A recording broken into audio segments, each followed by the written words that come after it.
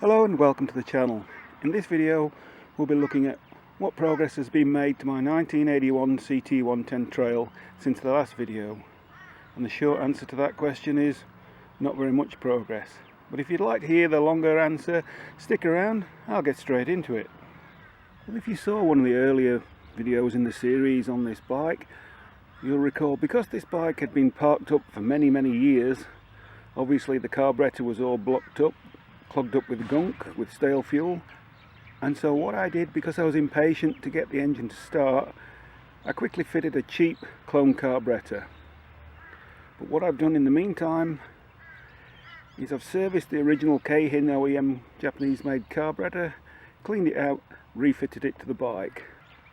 So the bike does run, but there's a lot of noise from piston slap, and if you've seen one of the other videos on the compression test and leak down test, you'll know that the cylinder pressure is low. It's leaking past the rings, past the piston, into the crankcase. So it does run, but it has got some piston slap noise. But realistically it needs a rebore and a piston, or a cylinder and a piston. I've got a 1mm oversized Honda piston, but I've been unable to find anyone locally that can machine the cylinder, the jug, the barrel, whatever you want to call it, out to fit this piston. So that's an ongoing process.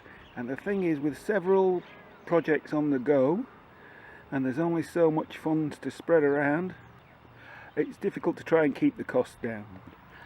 Let's get to the thing that most people will be interested in, the electrics. If you remember last time, the bike was blowing the headlight and tail light globes and bulbs, the common problem with these Honda 6V bikes. What have I done to cure that? Eagle-eyed viewers will have noticed there's an LED headlight. I had this headlight in the shed and I decided to fit it just to see what would happen. I'm sure everyone knows that the headlamp on these bikes is powered by AC, alternating current, and LEDs, light emitting diodes, they operate on direct current, so the light will only illuminate when the current is only flowing in one direction and not the other. That's why you get flickering, especially at idle or low revs. To fit an LED headlamp correctly, you need diodes, a ballast, to ensure that the LED gets the correct power supply. But I didn't do that. What I did, I simply wired it straight to the AC, using it as a kind of poor man's rectifier. And yes, it works.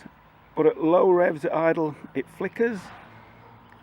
But it does work. The tail light doesn't blow, the headlamp works, the halo ring works. So that has been a success. But I still have to get another rectifier. There's still alternating current passing to the battery, and if I use the bike like that, pretty soon it will fry the battery. So this has been a short-term fix. You could probably do this just to get you out of a jam if you had no other choice.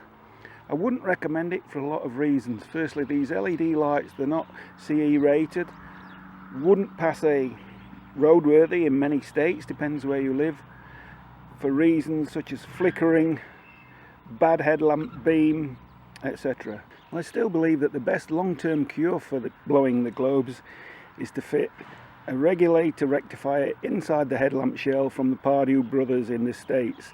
And that's fine if you live in the States, but here in Australia the postage is just crippling, so I've been unable to get one just yet, but that is my long-term plan.